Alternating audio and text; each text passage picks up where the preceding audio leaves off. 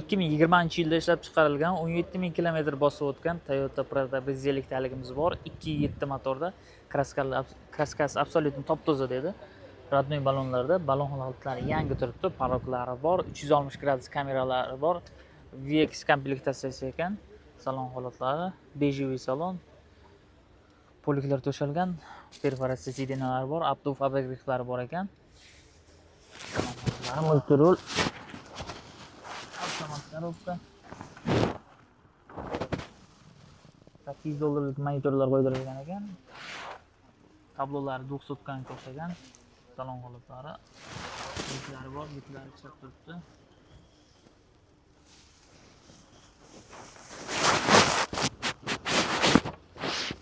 Orqa ko'rinishlari, monitorlari bor, orqa klimatlari bor, 120, 12 volt, 120 voltlari bor.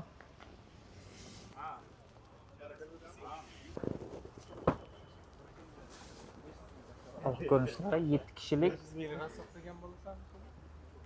Toyota Prado bo'lishini $58.500 deyapti. Yana kelib turib kelishtirib olsalaring bo'ladi.